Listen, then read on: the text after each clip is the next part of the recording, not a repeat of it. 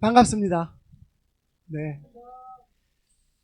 용희 형제에 대해서 오늘 새로운 걸 또 알게 돼서 참 좋았습니다. 네. 저도 어릴 때 제 후배 중에 목사님 아드님이 한 분 있었어요. 제가 다니던 교회의 목사님이셨습니다. 근데 그 친구를 보면 그 압박감이 무척 심해하더라고요. 그래서 우리 용희 형제가 참 이렇게 반듯하지만 또 얼마나 스트레스 속에서 잘해야 된다라는, 모든 사람들이 자기를 보고 있는 그것이 얼마나 힘들었을까 하는 생각이 좀 들었습니다. 오늘 또 새로운 걸 알게 됐는데 우리 근혁 형제가 일산에 있다가 갔다는 거 제가 몰랐어요. 네. 여기서 파송을 파리로 파송한 건 맞으신 거예요? 자체 파송, 셀프로. 네. 오랜만에 얼굴을 뵈서 너무 좋고, 아까 우리 근혁 형제가 이렇게 얘기를 하더라고요. 형을 보니까 그 하모 시절의 전우회가 느껴집니다. 그때 여러 가지로 글도 올려주시고, 제 또 개인톡을 통해서도 이런저런 또 옆에서 조언도 주시고 해서 그런 것들이 모두 바탕이 돼서 지금 교회가 또 이렇게 가고 있다고 생각합니다. 감사하고 오랜만에 얼굴을 뵈서 너무 좋습니다. 또 잠실에 가끔 출몰하시는 우리 서경석, 김정현 자매가 죄송합니다. 이 표현이 어떨지 모르겠는데 오늘 또 여기서 이렇게 얼굴을 봐서 한동안 잠실에서 못 뵀어요. 근데 이렇게 뵙게 되네요. 네. 오늘 정말 웰컴에서도 얘기를 했는데 더 많아지시고 풍성한 예배가 되는 것 같아서 너무 좋습니다. 무엇보다 또 새로운 발견은 우리 창수 형제가 이렇게 환영을 잘 하시는데 평소에 조금 무뚝뚝해 보이잖아요. 오늘 너무 좋았습니다. 제가 환영하는 마음이 너무 느껴져서 감사합니다. 오늘은 환상적인 하루라는 제목을 가지고 여러분들하고 잠시 말씀을 좀 나눠보고자 합니다. 오늘 본문 말씀은 마태복음 14장 말씀입니다. 마태복음 14장에 예수님과 베드로의 하루가 나옵니다. 그 하루를 통해서 정말 우리가 보내고 싶은 환상적인 하루를 그 두 분의 예수님과 베드로의 삶을 보면서 한번 배우는 시간이 됐으면 합니다. 마태복음 14장 21절에서 23절 말씀입니다. 제가 읽겠습니다. 먹은 사람은 여자들과 어린아이들 외에 어른 남자만도 5,000명쯤 되었다. 예수께서는 곧 제자들을 재촉하여 배에 태워서 자기보다 먼저 건너편으로 가게 하시고 그동안에 무리를 헤쳐 보내셨다. 무리를 헤쳐 보내신 뒤에 예수께서는 따로 기도하시려고 산에 올라가셨다. 날이 이미 저물었을 때에 예수께서는 홀로 거기에 계셨다. 마태복음 14장은 우리에게 굉장히 익숙한 말씀입니다. 예수님이 세례 요한의 처형 소식을 듣고 외딴 곳으로 가셨다가 예수님의 소문을 듣고 몰려드는 사람들에게 본인을 나타내십니다. 그리고 그들을 고쳐주시고는 날이 저물었는데 그들에게 먹을 것이 없는 거예요. 그 마음이 너무 안타까워서 우리가 잘 알고 있는 오병이어의 기적을 통해서 5,000명이나 먹이십니다. 그리고 나서의 장면입니다. 제자들을 서둘러서 먼저 배를 태워 보내시고 모여있던 5,000명이 넘는 무리를 해산하게 하신 후에 홀로 남아서 기도하러 가셨습니다. 마치 어제 제가 서울 숲회를 좀 잠깐 갔더니 공짜 공연을 하더라고요. 공연을 보면서 물론 저에게 좀 안 맞는 공연이긴 합니다. 힙합 공연, 랩 공연을 하는데 주변을 보니까 그래도 연세 드신 분들도 막 따라 춤을 추길래 저도 약간 흔들까 하다가 그냥 오긴 했습니다. 마치 이 장면을 보니까 콘서트가 다 끝난 다음에 콘서트의 주인공이 스텝까지 모두 보낸 다음에 뒤정리까지 하는 모습이었어요. 그리고 나서 예수님은 기도하러 가십니다. 이 당시에 예수님의 스케줄은 어땠습니까? 엄청났습니다. 매일같이 일어나면 병자들을 치료해주고 하나님의 소식을 전하는 일에 몰두했습니다. 그러던 중에 예수님의 마음을 유일하게 알 수 있는 동역자라고 할 수 있는 세례 요한의 죽음에 대한 소식을 듣습니다. 그리고 나서는 예수님이 홀로 기도하러 가십니다. 예수님의 마음이 어땠을까요? 너무너무 힘들었을 겁니다. 유일한 동역자라고 생각할 수 있는 자기의 길을 예비했던 그 세례 요한의 죽음은 예수님에게 너무나 힘든 소식이었을 겁니다. 예수님은 성경에서 기도로 본을 많이 보여주십니다. 십자가로 가기 전날도 그랬고 오늘 본문에서 나온 것처럼 엄청난 바쁜 일정에서도 기도로서 마음을 준비하는 장면이 많이 나옵니다. 예수님은 어떤 기도를 하셨을까요? 성경에 나오는 예수님의 기도하는 모습을 통해 예상해 본다면 자신을 부인하는 기도를 하셨을 겁니다. 예수님은 십자가의 길을 가기 전에도 그렇게 기도하십니다. 내가 너무 괴롭지만 이게 내가 마셔야 될 것이라면 끝까지 내가 이 사명을 완수하겠습니다라고 기도하십니다. 오로지 하나님의 뜻이 이루어지는 것만을 위해 기도하십니다. 요즘 여러분의 기도는 어떠십니까? 여러분의 기도는 예수님의 기도를 담고 있습니까? 여러분의 자신을 부인하는 기도를 하고 계십니까? 이런 상황이라면 우리가 예수님처럼 기도할 수 있을까요? 쉽지 않을 겁니다. 요즘 얼마나 바쁜 일상 속에서 살고 계신지 모르지만 여러분의 삶이 어려울수록 우리가 예수님의 본을 따라 기도해야 되겠습니다. 우리는 예수님의 본을 따라 살아가는 사람들입니다. 예수님이 이처럼 이 장면에서도 본을 보여주신 것은 그 이유가 있습니다. 예수님의 하루를 생각하면 정신적, 육체적, 영적으로 모든 것이 탈진된 상태였을 것입니다. 그때 예수님이 이렇게 보여주신 이유는 바로 우리에게 예수님의 에너지원이 어디 있는지를 보여주고 계십니다. 우리도 이와 유사한 경험을 한 적이 있지 않습니까?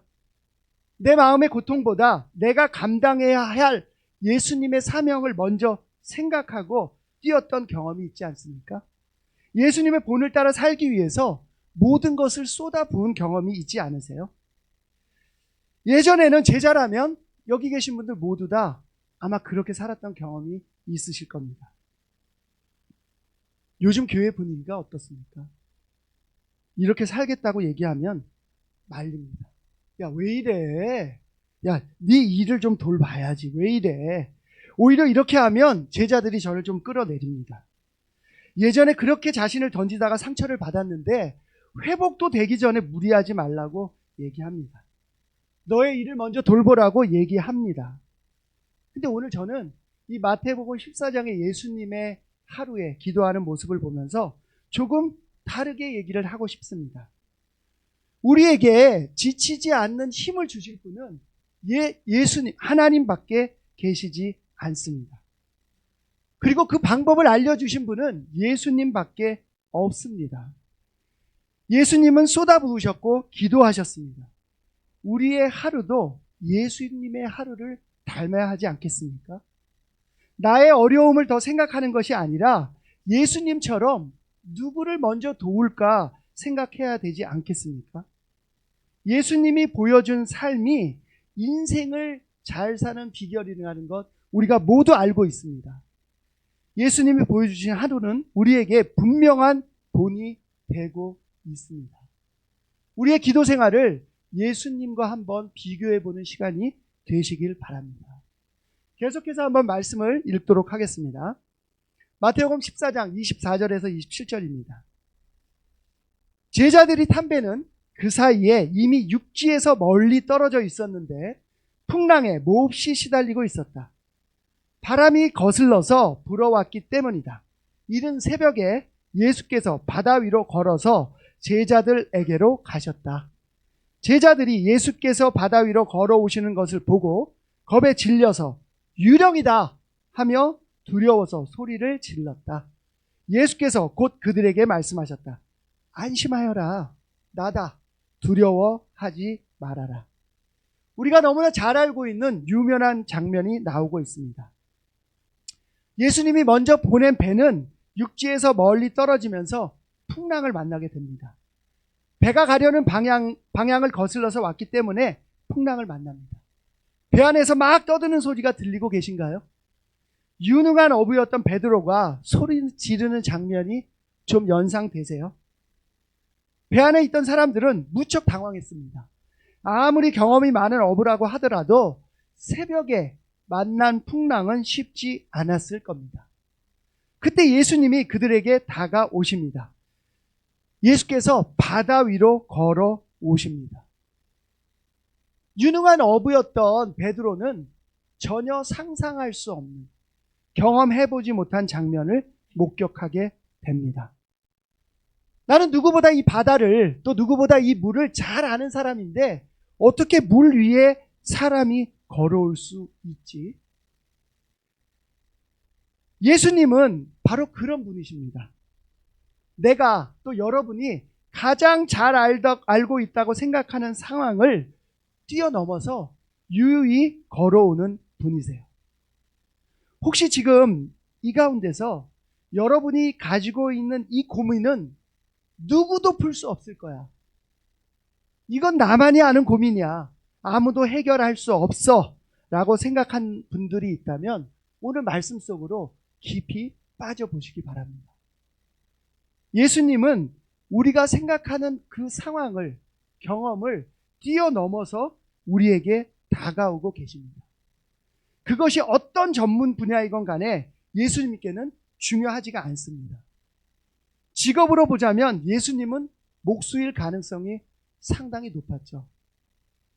근역형제 맞지 않습니까? 네. 베드로보다는 물에 대한 전문성이 훨씬 없었을 겁니다. 그런 예수님이 바다 위를 걸어오십니다. 이런 일이 가능한 것, 하나님의 아들이기 때문에 가능합니다. 하나님은 우리에게 어떤 순간에도 이렇게 얘기하세요. 이사야서 41장 13절의 말씀입니다. 나는 주 너의 하나님이다. 내가 너의 오른손을 붙잡고 있다. 내가 너에게 말한다. 두려워하지 말아라. 내가 너를 돕겠다. 우리는 때로 상황의 두려움과 하나님의 손길을 복잡하게 생각해서 모두 다 두려워할 때가 있습니다. 그런데 이 시간 여러분이 그 배 안에 있던 사람들이라면 풍랑이 치는 그때의 두려움과 예수님이 유령처럼 다가오는 그 두려움을 구분할 필요가 있습니다. 제자들이 빠져 죽을 것 같은 두려움은 말 그대로 두려움이에요. 하지만 예수님이 보여주신 물 위를 걷는 장면은 정확하게 이야기하면 우리가 본 적이 없는 모습이기 때문에, 생소하기 때문에 두렵게 느껴지는 것일 뿐입니다. 때로는 우리 가운데 일하시는 하나님의 방법이 우리의 상식으로 이해할 수 없는 것일 때 우리는 그 생소함 속에서 오는 두려움을 느끼기도 합니다.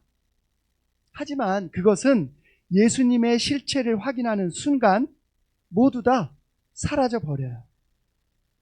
어려운 상황을 하나님의 방법으로 극복하기 위해서는 하나님의 방법이 조금 생소하게 생각될지라도 우리는 그 하나님의 방법대로 해야 합니다. 우리는 거기서 오는, 그 생소함에서 오는 두려움을 극복해야 우리가 느끼는 진짜 인생의, 삶의 어려움을 극복할 수 있습니다. 다음 말씀입니다. 마태복음 14장 28절에서 29절인데요. 베드로가 예수께 말하였다. 주님, 주님이시라면 나더러 물 위로 걸어서 주님께로 오라고 명령하십시오. 예수께서 오너라 하고 말씀하셨다. 베드로는 배에서 내려 물 위로 걸어서 예수께로 갔다. 한평생 물과 함께 했던 베드로는 너무나 신기한 나머지 예수님처럼 걸어보고 싶었습니다. 이게 꿈인지 아닌지 확인을 해보고 싶었어요. 그래서 얘기합니다. 주님, 저도 좀 걸을 수 있겠습니까? 베드로는 우리가 알기에 어떤 사람입니까? 맞아요. 몸으로 부딪혀서 배우는 적극적인 사람입니다. 자신이 하고 싶은 이야기를 솔직하게 하면서 배우는 사람이에요. 그런 그의 모습은 예수님의 수석 제자, 수석 사도 자리에까지 오르게 됩니다. 자리가 문제가 아니라 그는 예수님을 따르는 본을 통해서 모든 세대에 1사도로 자리매김하고 있습니다. 그의 삶은 모든 것을 다 바쳐서 예수님을 따르는 삶입니다. 저는 이 시간에 여러분이 어려움을 겪고 있다면 여러분과 함께 베드로와 같은 삶을 살아보자고 권하고 싶습니다. 그것은 바로 과감하게 도전하는 삶입니다. 현 사회가 꿈을 가지고 과감하게 살기에는 암울하다는 것을 저도 잘 알고 있습니다. 물가가 너무 올랐어요. 점심을 먹을 때마다 아니 이거 예전에 반값 하던 게 지금 13,000원? 너무 어렵습니다. 고금리에 갚을 이자를 생각하면 가슴이 답답합니다. 제가 우리 근혁 형제가 왔기 때문에 근혁 형제 근황을 들었는데 박사학위를 곧 따는 거죠. 네. 박사학위를 따는데 굉장히 어려움이 지금 시간도 좀 길게 걸리고 있고 쉽지 않다는 얘기를 들었습니다. 얼마나 가슴이 답답할 수 있겠습니까? 아침에 눈을 뜨면 목돈이 들어가야 되는 일 때문에 이런저런 생각을 하면 갑자기 숨이 막히는 경우도 경험을 좀 합니다. 하지만 우리가 누굽니까? 우리는 예수님의 제자들입니다. 예수님의 본을 따라 사는 사람들이에요. 세상의 것을 추구하는 사람들이 아닙니다. 오히려 우리는 말씀을 통해 잘 알고 있어요. 이 세상의 것들이 얼마나 쉽게 사라지고 이 세상의 것들이 하나님 앞에서 아무것도 아니라는 것을 너무 잘 알고 있는 사람들입니다. 베드로는 고기를 낚는 자신을 사람을 낚는 사람으로 불러주신 예수님을 바라봤습니다. 그에게 벌어진 신분의 변화는 엄청난 거였어요. 내가 어떻게 잘 먹고 잘 살까가 아니라 사람을 낚는 업으로 부름을 받았습니다. 사람의 인생을 도와주는 사람으로 부름을 받았습니다. 그리고 오병이어의 기적을 직접 목격하기까지 했습니다. 28절을 다시 한번 읽어보겠습니다. 같이 한번 읽어볼까요? 시작. 베드로가 예수께 말하였다. 주님, 주님이시라면 나더러 물 위로 걸어서 주님께로 오라고 명령하십시오.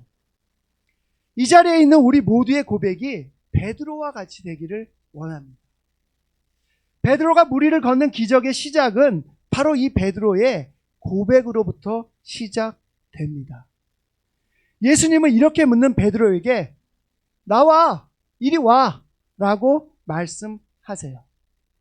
예수님은 언제나 준비가 되어 있습니다. 우리가 예수님이 하셨던 것과 같이 똑같이 하기를 원한다면 예수님은 오라고 얘기하세요. 지금도 여러분에게 나와, 오라고 얘기하십니다. 여기에 질문이 있습니다. 여러분은 여전히 예수님과 같은 삶을 살기를 원하세요? 진짜 원하십니까? 그렇다면 우리는 베드로의 본을 따라야 합니다. 베드로가 잠시나마 물 위를 걸을 수 있었던 비결은 무엇이었을까요? 제 말씀의 핵심 포인트는 지금부터입니다. 첫째, 베드로는 오로지 주님의 목소리에만 집중합니다. 풍랑이 거세게 불었고 파도가 쳤지만 주님의 목소리만 들립니다. 우리가 사는 세상은 소란스럽습니다. 얼마나 많은 뉴스가 나옵니까? 얼마나 의견이 분분하고 나눠져 있습니까? 저는 지금 위험하게 생각하는 게 제 자신을 뉴스 중독 같아요. 새로운 소식을 늘 찾아서 헤맵니다. 근데 찾아서 보고 나면은요, 새로운 경험을 제공하는 것이 아니라 새로운 걱정거리만 늘어나는 것을 경험합니다. 예수님이 걸었던 무리를 걷기 위해서는 예수님이 우리를 부르는 목소리에만 집중해야 합니다. 오너라 지금도 부르고 계세요. 우리 삶에서 그 시작은 예수님의 말씀에 집중하는 것이라고 생각합니다. 우리는 말씀을 읽을 때 그분의 음성을 들을 수 있습니다. 지금 잠실 PSW에서 좀 시작한 것이 우리 제자들이 모일 때 다른 근황 토크를 하기 전에 말씀을 좀 같이 읽자. 돌아가면서 읽어보자 라는 것을 좀 시작을 했습니다. 지난주에 우리 운영의 워크숍을 이틀 동안 했는데요. 시작을 우리가 하나의 말씀을 챕터를 정해서 돌아가면서 읽었습니다. 그리고 돌아가면서 기도했습니다. 제가 확신하기는요, 우리의 회의가 훨씬 더 생산적이었고 훨씬 더 영적이었다고 느낍니다.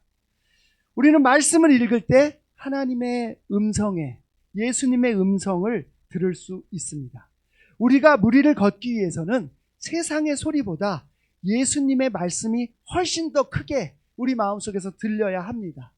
엄청 커 보이는 파도 소리가 예수님의 오너라 하는 소리에 묻혀서 들리지 않아야 돼요. 예수님의 말씀이 우리의 마음속에서 크게 울려 퍼져야 합니다. 우리 말씀을 읽읍시다. 둘째, 베드로의 눈은 주님에게만 맞춰져 있습니다. 경험적으로 알고 있는 바다의 무서움이 갑자기 보이질 않아요. 이 정도 파도, 3m가 넘는 파도라면 거기에 중간에 있는 우리 배라면 부서질 거고 우리는 난파될 거야. 배가 난파되고 우리는 물에 빠질 거야 라는 모습이 보이지 않습니다. 오로지 예수님의 모습만 눈에 들어옵니다. 우리는 무리를 걷기 위해 예수님만 바라봐야 합니다. 예수님에게 초점이 맞춰질 때 옆에 있는 문제들이요, 초점이 흐려집니다. 오로지 예수님만 눈에 들어옵니다. 이 세상에는요, 볼 것이 너무 많습니다. 볼 것이 왜 그렇게 많은지 모르겠어요. 다행히 요즘 제가 넷플릭스를 보지 않고 있습니다. 뭘 볼까 찾는 거에도 오래 걸리는 그 OTT를 거의 끊었습니다. 유튜브를 통해서 수많은 컨텐츠가 쏟아져 나오고 있는데 시간도 줄이고 있습니다. 이런 것들은요, 우리로 하여금 예수님에게 초점을 맞추지 못하도록 합니다. 우리의 눈을 감고 우리는 예수님에게 초점을 맞춰야 합니다. 조용히 눈을 감고 기도를 시작해야 합니다. 우리는 기도하는 시간에 예수님만 볼 수 있어요. 우리가 눈을 감을 때 예수님만 볼 수 있습니다. 오로지 예수님에게만 초점을 맞출 수 있습니다. 셋째, 베드로는 주님의 말씀을 듣고 배에서 발을 뗍니다. 누구보다 바다의 위험을 잘 알고 있었을 그였는데, 이 상황이 얼마나 위험한지 알고 있었는데 베드로는 주저하지를 않아요. 바다 위에서 걸어오는 예수님을 향해서 발을 뗍니다. 그 순간 베드로는 가장 안전할 거라고 생각되는 배를 버린 겁니다. 그때 무리를 걷습니다. 여러분은 지금 가장 안전하다고 생각되는 배가 어디입니까? 여러분의 가정입니까? 여러분이 혼자 보내는 유튜브를 보는 시간입니까? 또는 여러분과 여러분이 혼자 그냥 생각하는, 공상을 하는, 상상을 하는 그런 시간입니까? 우리는 가장 안전할 것 같은 배에서 발을 떼야 됩니다. 그래야 무리를 걸을 수가 있습니다. 그래야 예수님처럼 살 수 있습니다. 무리를 걷는다는 것은 우리가, 여러분이나 저나 한 번도 살아본 적이 없는 환상적인 경험을 의미합니다. 그런 삶을 살고 싶지 않으세요? 그런 삶을 살기 위해서 제자가 되지 않으셨나요? 어느새 고물가, 고금리, 고소득에 여러분의 생각을 뺏기고 있지는 않으신가요? 사실 여러분에게 질문하지만 저의 문제입니다. 고물가, 고금리, 고소득에 제 삶이 빠져 있는 것을 아침 눈을 뜰 때마다 느낍니다. 그래서 제 하루의 삶이 환상적이지 못한 경험을 하는 것이 너무 안타깝습니다. 그래서 오늘의 말씀을 제가 묵상하고 읽으면서 제 자신이 먼저 안전한 곳에서 발을 떼기로 결정을 해 봅니다. 이제 우리가 발을 떼어야 할 때입니다. 시작하지 않고서는 어떤 일도 일어나지 않습니다. 그 시작은 안 될 거야 라고 하는 우리의 경험에서 나온 생각을 버리는 거예요. 예수님의 말씀을 작은 것이라도 실천해 보는 겁니다. 예수님이 살라는 대로 살아보는 겁니다. 예수님의 말씀대로 거짓말을 하지 않는 겁니다. 예수님이 하지 말라는 죄를 멀리 하는 거예요. 예수님이 하지 말라는 말을 하지 않는 겁니다. 그럴 때 바로 베드로가 경험했던 환상적인 하루의 경험을 우리도 할 수 있을 것이라고 믿습니다. 마태복음 14장 30절에서 33절입니다. 그러나 베드로는 바람이 불어오는 것을 보고 무서움에 사로잡혀서 물에 빠져 들어가게 되었다. 그때 그는 주님 살려주십시오 하고 외쳤다. 예수께서 곧 손을 내밀어서 그를 붙잡고 말씀하셨다. 믿음이 적은 사람아 왜 의심하였느냐. 그리고 그들이 함께 배에 오르니 바람이 그쳤다. 배 안에 있던 사람들은 그에게 무릎을 꿇고 말하였다. 선생님은 참으로 하나님의 아들이십니다. 무리를 걷던 베드로는 잠시의 환상적인 경험을 하고는 그 경험이 오래가지 못합니다. 예수님의 근처까지는 갔던 것 같은데 예수님과 멋지게 포옹하는 장면은 보여주지 못했습니다. 말씀을 보니 바람이 불어오고 다시 무서움에 사로잡힙니다. 그리고 그 무서움이 그를 물에 빠뜨려 버립니다. 그리고 나서는 예수님께 살려달라고 외칩니다. 예수님이 손을 내밀어 그를 구하십니다. 베드로가 보여준 멋진 장면이 갑자기 허우적거리는 베드로의 모습으로 바뀌는 순간입니다. 그리고 예수님은 그 이유를 설명해 주십니다. 믿음이 적어서 의심했기 때문에 베드로는 순식간에 바다에 빠져버린 것이죠. 우리의 신앙생활도 이와 같습니다. 우리는 잘 알고 있습니다. 우리의 삶에서는 언제든지 바람이 불어온다는 것을 잘 알고 있습니다. 요즘 여러분에게 불어오는 바람은 무엇입니까? 여러분의 관심을 온통 뺏고 있는 문제는 무엇입니까? 양육이 걱정이십니까? 경제적인 문제입니까? 사람과의 관계입니까?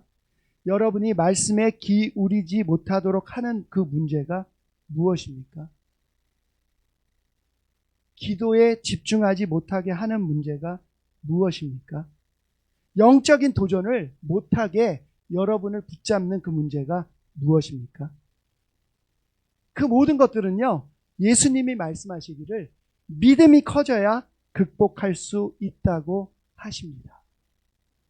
예수님은 하나님의 아들입니다. 하나님은 우리를 너무나 사랑하셔서 유일한 외아들인 예수님을 보내셔서 우리를 지금 이 자리까지 끌고 오셨습니다. 그 하나님은 성경에 의하면 아브라함의 하나님이셨고 다윗의 하나님이셨고 그리고 지금 우리의 하나님이십니다. 그분은 한 사람으로 시작해서 모든 민족을 만든 분이시고 여러분을 죄에서 구원하는 분이세요. 그분은 못할 일이 없는 분이십니다. 우리는 그분에 대해서 믿음이 커져야 합니다. 그런 하나님을 바라봐야 합니다. 그분은 우리가 영적인 도전을 할 때 우리가 경험해 보지 못한 최고의 삶을 주기를 원하십니다. 그 삶은 방금 우리가 베드로의 하루에서 봤던 물 위를 걷는 환상적인 삶일 것입니다. 예수님은 물에 빠져 허우적대는 베드로를 구하고서는 배에 오르십니다. 그때 바람이 그칩니다. 예수님과 함께 할 때 모든 바람은 그칠 거예요. 정확하게 이야기하면 예수님과 함께 할 때 우리를 힘들게 했던 바람은 더 이상 우리에게 바람이 아니라는 것입니다. 크리스찬의 삶은 그렇습니다. 우리에게서 고통이 사라지는 것이 아니라 예수님과 함께 할 때 그 고통이 더 이상 고통으로 느껴지지 않는 것입니다. 우리가 늘 예수님과 동행해야 하는 가장 중요한 이유입니다. 마태복음 14장 33절을 다시 한번 읽겠습니다. 같이 한번 읽어보겠습니다. 배 안에 있던 사람들은 그에게 무릎을 꿇고 말하였다.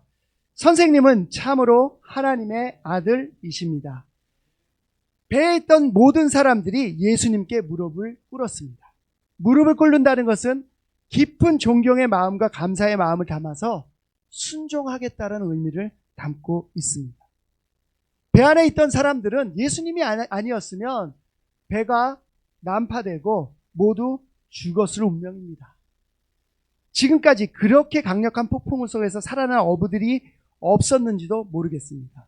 그래서 그들이 무릎을 꿇는 장면은 너무나 자연스러운 장면입니다. 생명을 구해준 은인에게 무릎을 꿇는 것입니다. 여러분이 어떤 폭풍 속에 있든지 예수님은 구해주실 거예요. 또 구해주고 계십니다. 그분은 이미 엉망이었던 우리의 삶에 생명과 새로운 관계와 사랑을 주신 분입니다. 하나님의 아들이신 예수님에게 우리 모두는 무릎 꿇어야 합니다. 오늘 말씀을 정리하겠습니다. 예수님은 너무나 바쁜 중에도 그 하루의 모든 것은 그 모든 시간 속에서 기도를 통해 에너지를 얻었습니다. 하나님을 만났습니다. 베드로는 예수님에 대한 믿음과 발을 떼는 도전으로 한 번도 경험해보지 못한 환상적인 하루를 보냅니다. 이제 우리 차례입니다. 여러분은 어떤 한 주를 기대하고 계십니까? 우리 예수님처럼 기도하고 베드로처럼 도전해서 환상적인 한 주가 되시기를, 저와 여러분이 되시기를 바랍니다. 말씀을 마치도록 하겠습니다.